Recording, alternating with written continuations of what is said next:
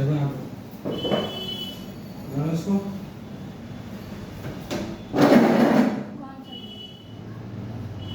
4.29 kg में।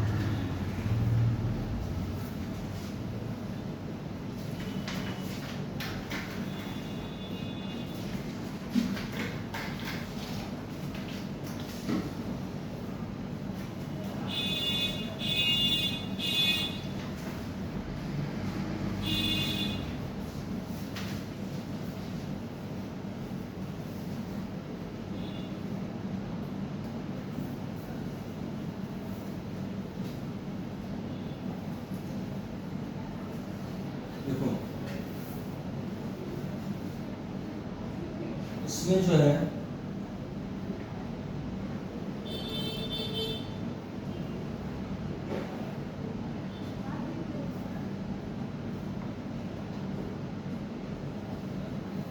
Machine hour rate कैसे calculate किया जाता है, ठीक है।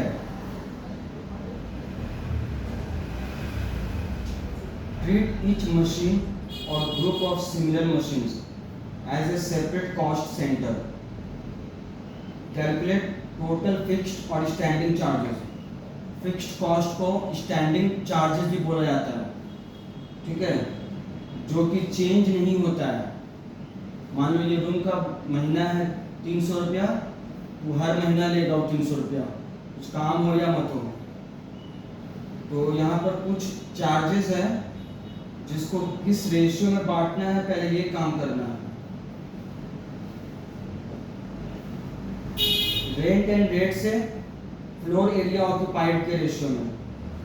हीटिंग एंड लाइटिंग है, उसको नंबर ऑफ लाइट पॉइंट से अगर दिया हुआ है तो, नहीं तो फ्लोर एरिया ऑक्यूपाइड से, ठीक है। सुपरविजन है, मतलब जो सुपरवाइजर लोग देखभाल करता है, time devoted by the supervisor, ठीक है। Insurance, insured value of each machine, उसका रेशियो में बटेगा।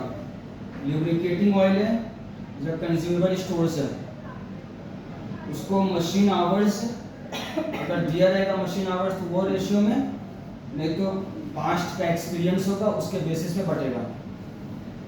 क्लीनिंग मटेरियल्स है, नंबर ऑफ मशीन्स या फिर पास्ट एक्सपीरियंस के बेसिस में बटेगा। मिसलेनियस एक्सपेंसेस, और जो भी खर्चा है वो बताएगा वहां पर कि कौन सा रेशियो में बांटना है, उसमें बटेगा। तो ये तो हो गया फिक्स्ड कॉस्ट के बारे में। इसमें कुछ पूछना है? ये पहले हम खर्चा निकाल लेंगे, खर्चा का अमाउंट। अब यहाँ पर स्टेप 3 जो है, calculate effective machine hours of each machine, मतलब एक मशीन कितना घंटा काम किया है उसको निकालना होगा हमको। तो देखो, number of working days, generally 365 days हम लोग लेते हैं, और अगर वो कुछ अपने से दिया हुआ वहाँ पर कि हाँ एक साल को आप 360 दिन लो या 300 दिन लो, तो वहाँ पर इसको लिखेंगे और इससे माइनस करेंगे जितना फेस्टिवल्स वो देगा समझ में, और संडेज जितना होता है साल में। एक साल में कितना संडे होता है? 52। हाँ, उसको माइनस कर देंगे। इससे आएगा नंबर ऑफ वर्किंग डेज। फिर क्या है कि एक दिन में कितना आवर्स, कितना घंटा काम होता है, वो यहाँ पे लिखेंगे। तो total number of working hours निकल जाएगा, A into B।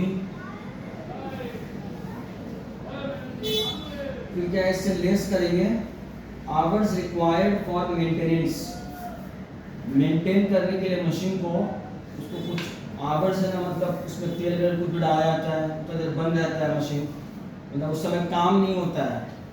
तो यहाँ पर उसको माइनस कर देंगे। दिया हुआ रहेगा सब तब करना है, नहीं तो माथा मारी नहीं करना है। तो इसको ये कहलाएगा प्रोडक्टिव मशीन आवर्स, ठीक है। मतलब डी तक पूरा काम करने के बाद जो आएगा आवर्स, वही है जिसमें काम होता है, उसको बोलते हैं हम लोग प्रोडक्टिव मशीन आवर्स,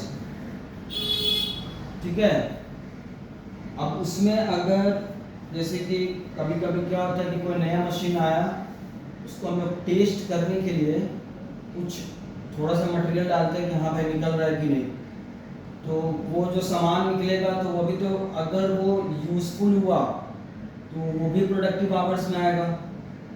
और कुछ उसमें ऐसा होगा कि वो सामान जो निकला है वो यूज़फुल नहीं है, तो वो क्या हो जाएगा, अनप्रोडक्टिव सेटअप टाइम। सेट करने में मतलब टाइम लगता है मशीन का। जैसे जीरोक्स मशीन है, पहले जाओगी तो बोलेगा अभी गर्म नहीं है मशीन, थोड़ा देर बाद आएगा।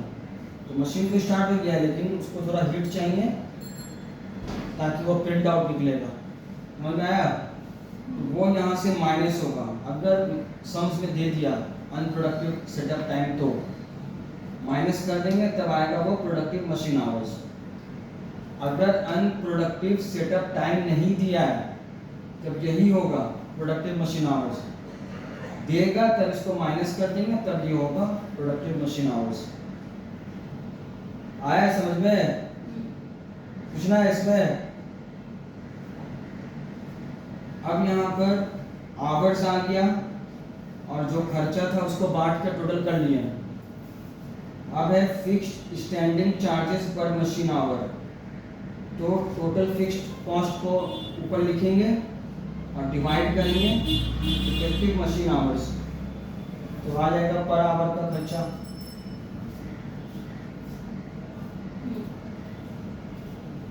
आगे समझ में?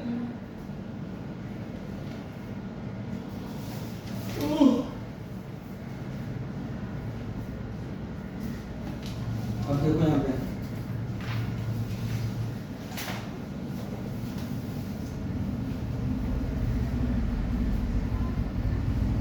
मशीन का कुछ खर्चा होता है, ठीक है, जैसे कि डेप्रिसिएशन हो गया, ओरिजिनल कॉस्ट होगा plus installation expenses minus scrap value, effective useful life in hours, मतलब जो उसका यूजफुल लाइफ होगा उससे डिवाइड कर देगा, ठीक है।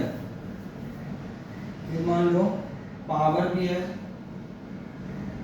पावर को मतलब कैसे निकालेंगे, power consumption units per hour, ठीक है, इनटू ब्रैकेट है working hours minus maintenance hours minus setup hours during which no power is consumed. समझ में आया? ये सब दिमाग में सेट रखना है और जब आएगा तो वहाँ लिखना भी होगा। पहले power consumption units per our, 1 घंटा में कितना यूनिट्स कंज्यूम हो रहा है, ठीक है।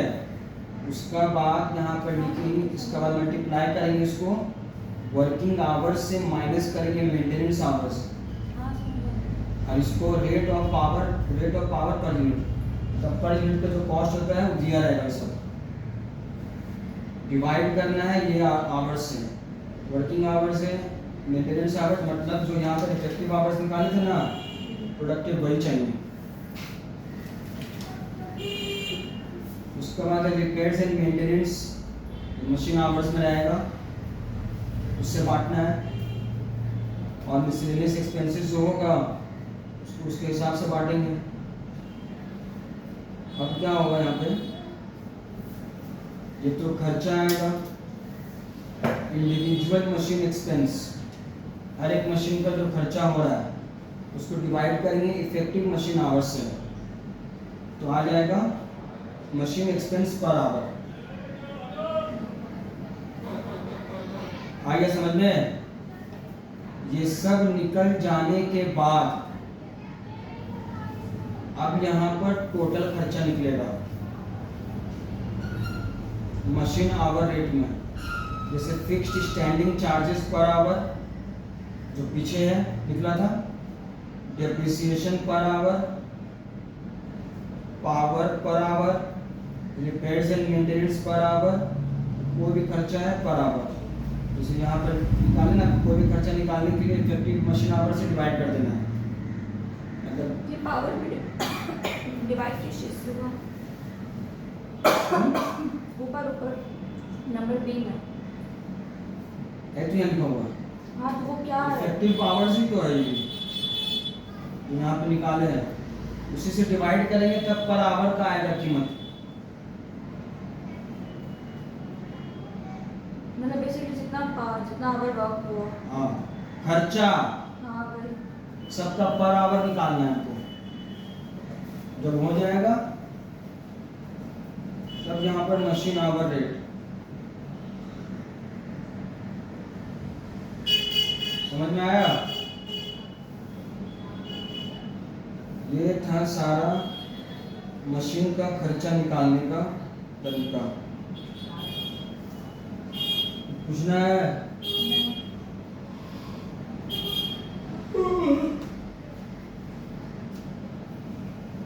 और ये है इसका प्रेजेंटेशन का तरीका।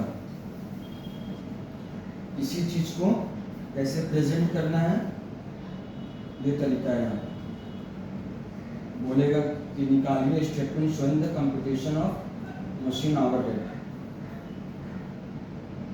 ठीक है? इसको ऊपर भी यही चीज है, लेकिन डिटेल में ये दिया हुआ है कैसे कैसे क्या निकालना है। फॉर्मूला है, फॉर्मूला तुमको याद करना होगा, उसमें कुछ कर नहीं सकते। प्रोडक्टिव आवर्स है, पीछे जो बताए थे वही है। अरे पेज पलटो। अरे हाँ समझ आ गया, पलटा हुआ है। पलटा हुआ है? अरे ये वाला तो बता रही, यहाँ पे दिया है इसमें।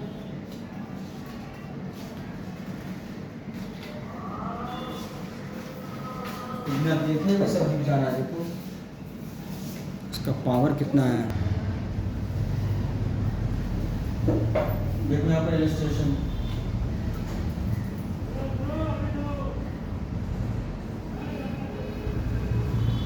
Calculate effective machine hours for the purpose of computing machine hour rate, ठीक है? केस ए में मतलब अलग अलग केस है, कैसे कैसे इंफॉर्मेशन रहेगा तो कैसे कैसे निकालना है। पहले जो है budgeted working hours 2400, maintenance hours है 10%, तो इसमें से सिर्फ 10% माइनस कर देंगे निकाल के, आ जाएगा इफेक्टिव आवर्स। ठीक है ना? B number, budgeted working hours 8 hours per day for 300 days। 8 घंटा एक दिन में होता है और 300 दिन काम हो रहा है, मल्टीप्लाई करेंगे तो पहले आएगा बजटेड वर्किंग आवर्स और उससे माइनस कर देंगे फिर मेंटेनेंस आवर्स। आइए समझ में। सी नंबर देखो, there are 13 holidays on account for festivals and national holidays not falling on Sundays, मतलब संडे को छोड़ के, ठीक है?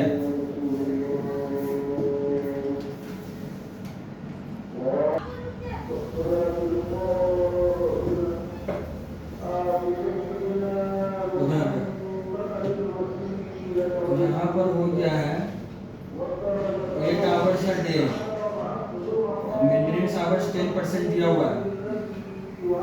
अब इसका प्रोसेस शुरू हुआ,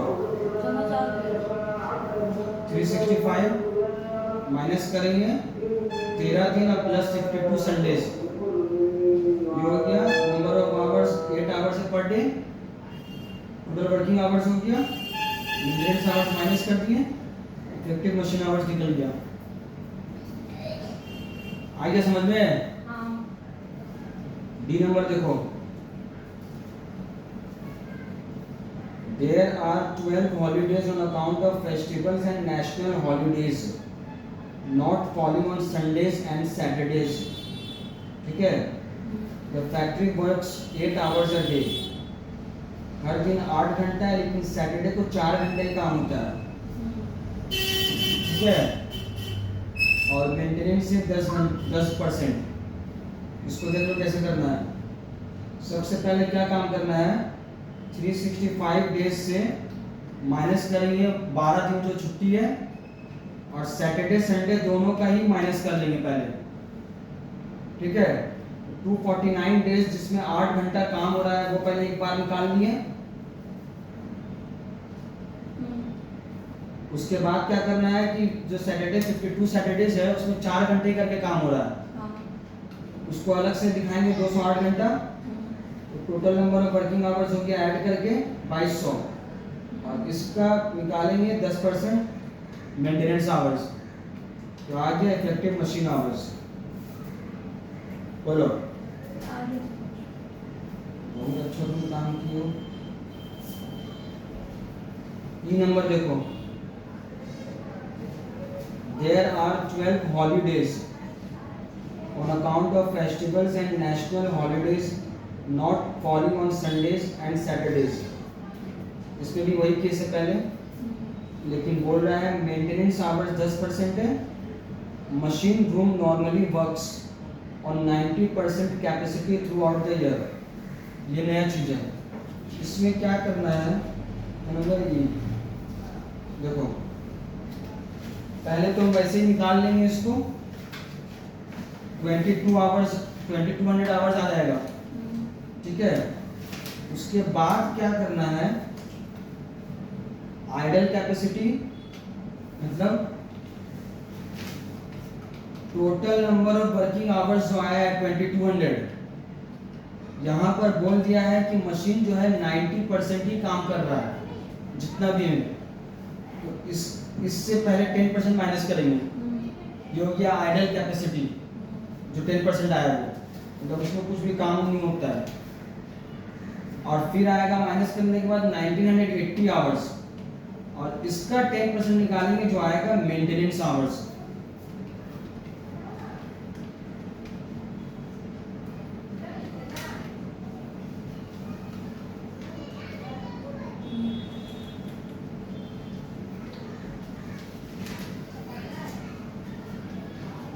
वैसे ये एफ और जी, एफ पढ़ो, ये अभी निकालने का तरीका सिर्फ बताया जा रहा है, इफेक्टिव मशीन आवर्स कैसे निकलता है, कौन कौन सा केस आ सकता है, ये सब केस से बाहर कुछ भी नहीं आएगा, ठीक है।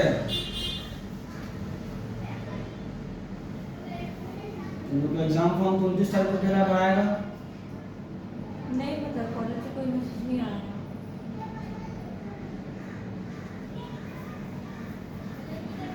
एग्जाम होगा तुम लोग का सितंबर में, 12 बजे।